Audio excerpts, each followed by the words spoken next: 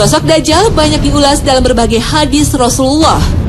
Sementara dalam Al-Quran kemunculan Dajjal diulas secara tersirat. Yawma ya'ti ba'du ayati rabbika la yanfa'u nafsan imanuha lam takun amanat min qablu aw kasabat fi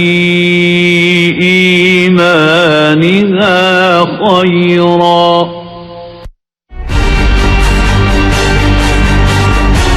Secara fisik, Dajjal adalah seseorang dari bangsa manusia yang matanya buta sebelah, tapi memiliki ciri khusus. Pada dahinya tertulis sebuah kalimat dalam huruf Arab, yaitu kafaro, yang berarti kafir. Namun tulisan ini tak bisa dibaca oleh semua umat manusia. Hanya kaum yang beriman sajalah yang mampu membacanya. Penampakan fisik Dajjal lainnya adalah bertubuh sangat besar dan berambut amat keriting. Pada hari akhir, Dajjal merupakan ujian besar umat manusia yang beriman pada Allah Subhanahu wa Ta'ala. Dajjal akan muncul dan menyatakan bahwa dirinya adalah Tuhan. Na'udzubillah min zalik. Dajjal akan tinggal di muka bumi selama 40 hari. Tetapi hari kemunculan Dajjal tidaklah sama dengan hari umat manusia. Hari pertama kemunculan Dajjal akan berlangsung selama 1 tahun. Sedangkan hari kedua akan berlangsung selama sebulan. Hari ketiga lamanya seminggu, dan hari keempat serta seterusnya berlangsung selama 24 jam. Sehingga dapat diartikan, Dajjal akan hidup di muka bumi selama 1 tahun, 1 bulan, dan 45 hari. Allah Subhanahu wa Ta'ala memberikan sebuah keajaiban pada Dajjal, berupa kemampuan untuk mengelilingi dunia dalam sekejap layaknya hembusan angin.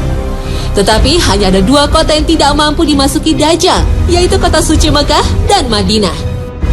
Dajjal dianugerahi kesaktian menghidupkan orang mati yang telah ia bunuh. Selain itu, Dajjal mampu memerintahkan bumi untuk menumbuhkan tanaman dan memerintahkan langit untuk menurunkan hujan.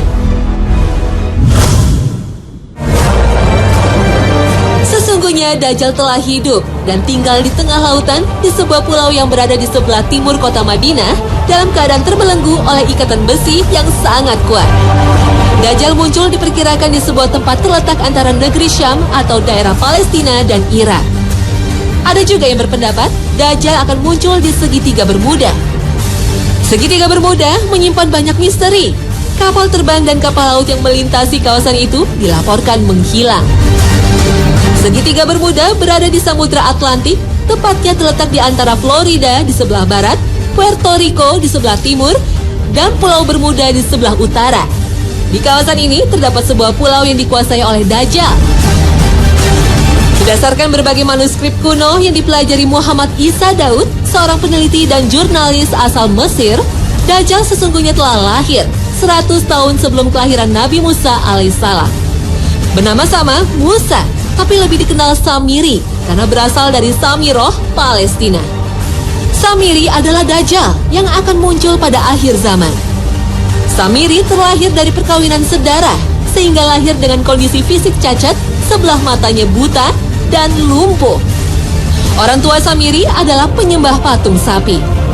Konon, sejak lahir, Dajjal tidak mau menyusu dan lebih banyak tidur. Saat negeri Samira dilanda bencana tsunami, Samiri terapung di laut dan terhempas di sebuah pulau terpencil. Setelah remaja, Samiri banyak berguru pada para ahli sihir. Anehnya, Samiri tidak pernah tua, dan setiap kali mencapai usia 100 tahun, ia kembali muda. Setiap kali Allah mengutus para nabinya, Samiri selalu datang untuk menggoda dan menyesatkan manusia. Pada masa Nabi Musa, Samiri alias Dajjal membuat patung sapi untuk disembah kaum Nabi Israel. Dan pada masa Nabi Isa alaihissalam, Samiri juga berusaha menghasut para pembesar Yahudi untuk membunuh Nabi Isa. Kemudian menyesatkan para pengikut Nabi Isa dengan memperkenalkan ajaran Trinitas, penebusan dosa, dan menghalalkan babi serta riba. Pada masa Nabi Muhammad SAW, Samiri juga berusaha menghasut kaum Yahudi untuk memberontak terhadap Nabi Muhammad. Dan sepeninggal Rasulullah, Samiri makin leluasa untuk membuat perpecahan umat Islam. Dan pada era modern, sifat-sifat Dajjal telah menyesatkan manusia dengan memperkenalkan berbagai ideologi seperti sosialisme, kapitalisme, dan humanisme. Sifat Dajjal juga mendidik orang-orang terbaik Yahudi untuk membuat gerakan Zionisme. Sifat Dajjal juga berhasil membuat tipu daya dalam dunia sains dan politik. Perang dunia merupakan salah satu bukti kesuksesan Dajjal dalam menebar teror dan kejahatan di muka bumi. Dajjal dan pasukannya juga berhasil mengendalikan dunia dengan menguasai elit politik Amerika Serikat dan mata uang dolar. Tak heran, simbol Dajjal terlihat pada mata uang dolar dan berbagai instansi militer serta hiburan. Bukan bermaksud mengartikan Paman Sam dengan kepanjangan dari Samiri. Namun banyak ciri yang dipakai simbol oleh negara adidaya ini mempunyai kesamaan dengan simbol Dajjal yang kita ketahui. Astagfirullah. Sebelum kelahiran Nabi Muhammad, Dajjal sempat terpasung di sebuah gua selama 63 tahun dan dijaga makhluk berbulu tebal. Setelah bebas, ia mengembara dan menyesatkan manusia di berbagai belahan dunia, hingga ia bertemu setan di kawasan segitiga Bermuda. Dan menjelang kiamat, ia akan kembali muncul, mengaku sebagai Tuhan. Benarkah kisah ini? Wallahu a'lam. Namun, asal-usul Dajjal masih misterius. Sebagaimana iblis, Dajjal adalah makhluk yang ditangguhkan kematiannya oleh Allah. Meski usianya lebih dari 4.000 tahun, tapi fisiknya masih muda dan tak ada yang menandingi kekuatannya.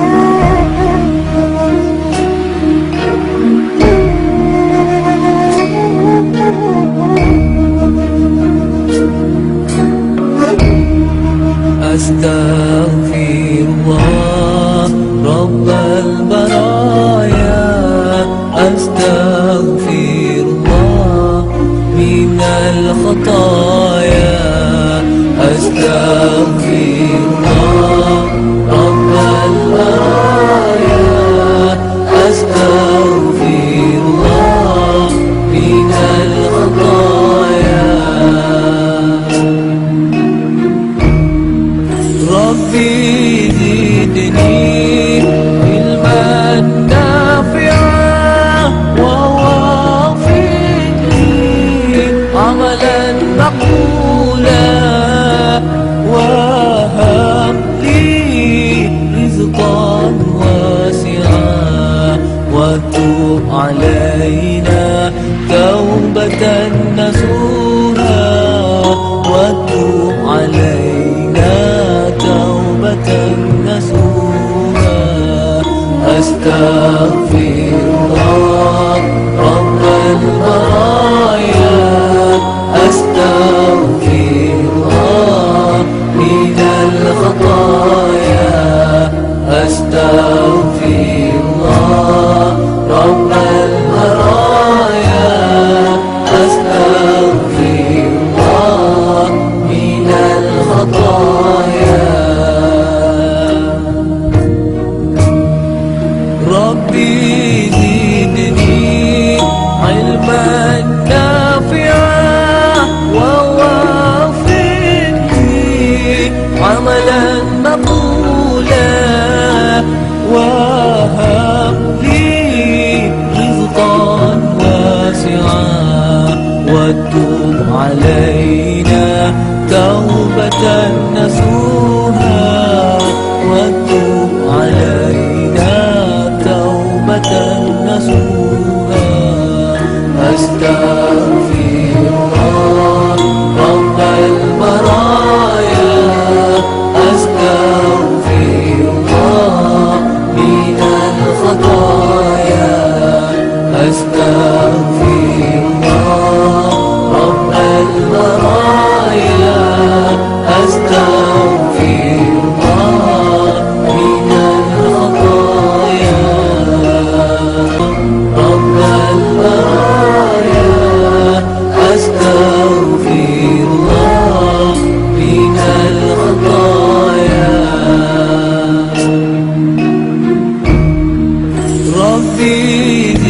زدني علما نافعا ووفقني عملا مقبولا وهب لي رزقا واسعا وتب علينا توبة نصوحا وتب علينا توبة نصوحا أستغفر الله رب البرايا أستغفر الله من الخطايا أستغفر الله رب البرايا أستغفر الله من الخطايا ربي زدني علما نافعا ووفقني عملا مقبولا وهب لي رزقا واسعا وتب علينا توبة نصوحا وتب علينا توبة نصوحا أستغفر الله رب البرايا أستغفر الله من الخطايا أستغفر الله رب البرايا أستغفر الله من الخطايا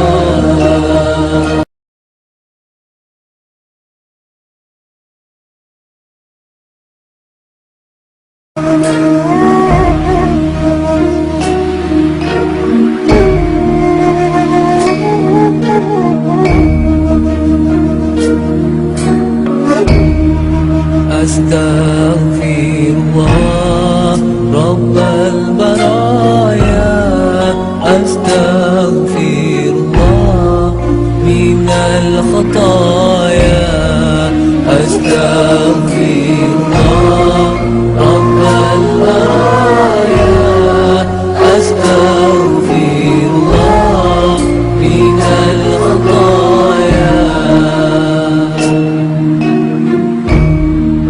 ربي زدني علما نافعا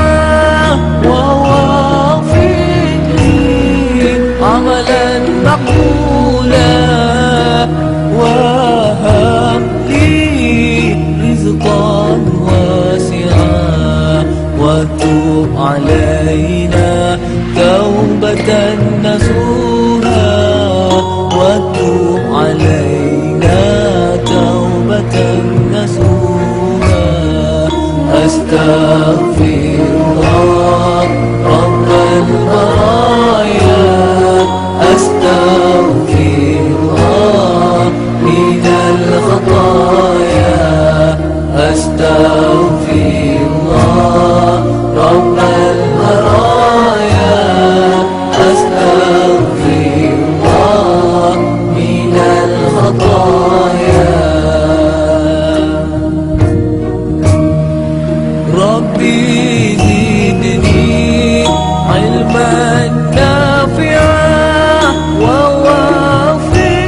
ووفقني عملا مقبولا وهب لي رزقا واسعا وتب علينا توبة نصوحا وتب علينا توبة نصوحا أستغفر الله رب البرايا أستغفر الله من الخطايا أستغفر الله رب البرايا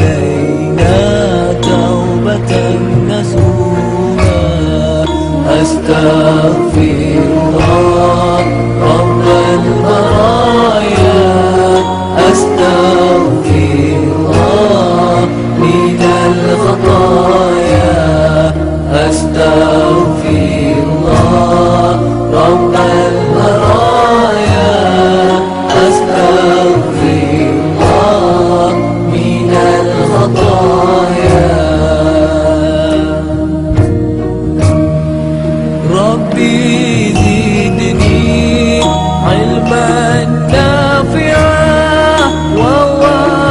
ووفقني عملا مقبولا وهب لي رزقا واسعا وتب علينا توبة نصوحا وتب علينا توبة نصوحا أستغفر الله رب البرايا أستغفر الله من الخطايا أستغفر الله رب البرايا أستغفر الله من الخطايا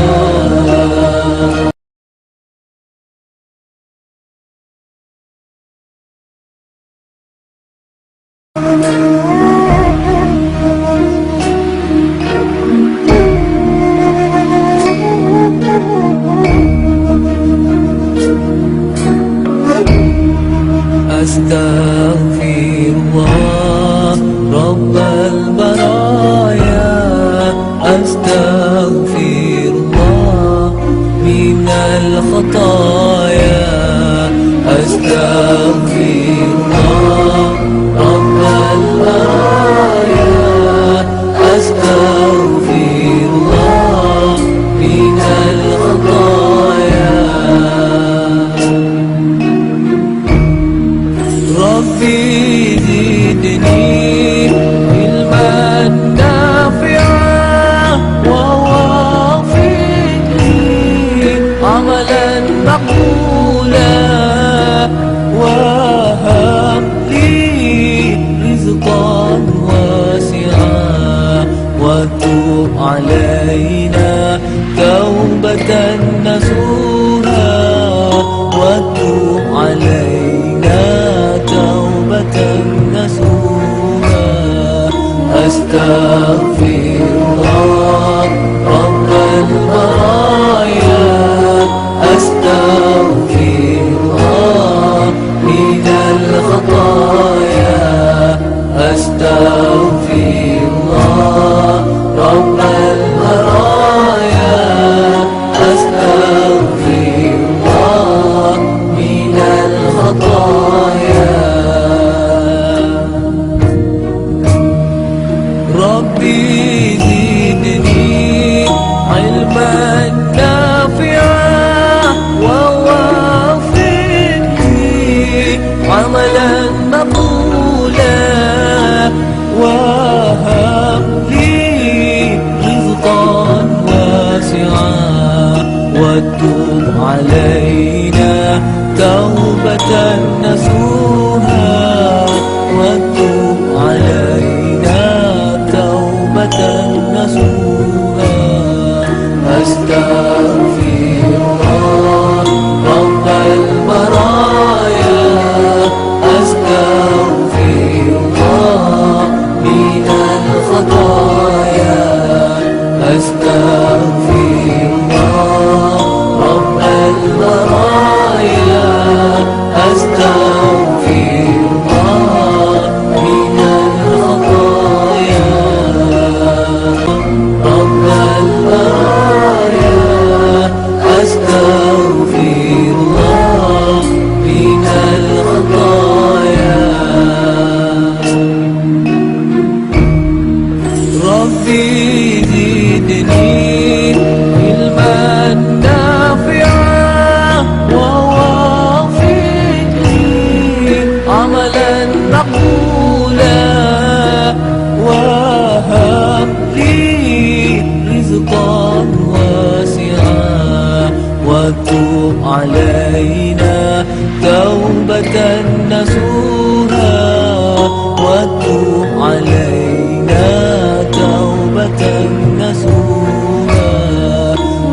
أستغفر الله رب البرايا أستغفر الله من الخطايا أستغفر الله رب البرايا أستغفر الله من الخطايا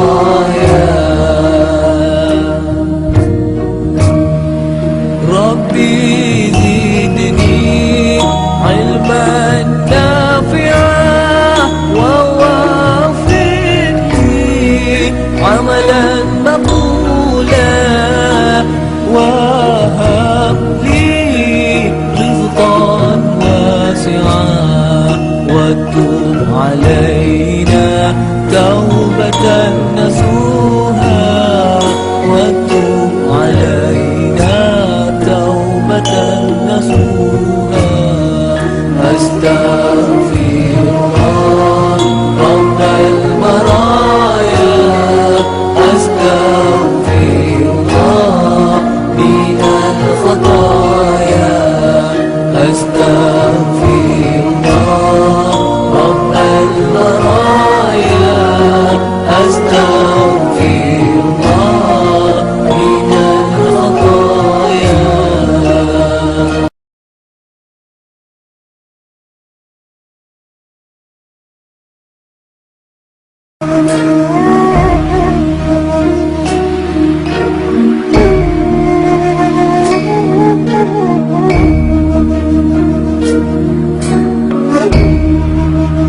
أستغفر الله رب البرايا أستغفر الله من الخطايا أستغفر الله رب البرايا أستغفر الله من الخطايا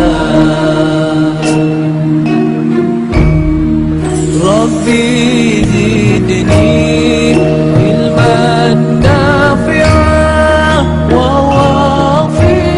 ووفقني عملا مقبولا وهب لي رزقا واسعا وتب علينا توبة نصوحا وتب علينا توبة نصوحا أستغفر الله رب البرايا أستغفر الله من الخطايا أستغفر الله رب البرايا أستغفر الله من الخطايا ربي زدني علما نافعا ووفقني عملا مقبولا وهب لي رزقا واسعا وتب علينا توبة نصوحا وتب علينا توبة نصوحا أستغفر الله رب البرايا أستغفر الله من الخطايا أستغفر الله رب البرايا أستغفر الله من الخطايا رب البرايا أستغفر الله من الخطايا ربي زدني علما نافعا ووفقني عملا مقبولا وهب لي رزقا واسعا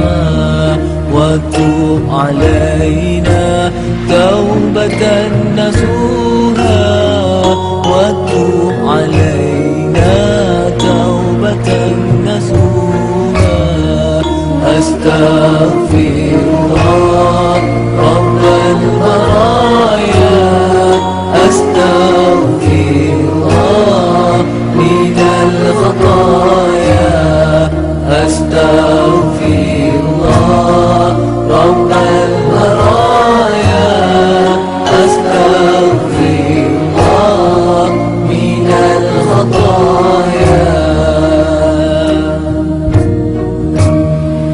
ربي زدني علما نافعا ووفقني عملا مقبولا وهب لي رزقا واسعا وتب علينا توبة نصوحا وتب علينا توبة نصوحا أستغفر الله رب البرايا أستغفر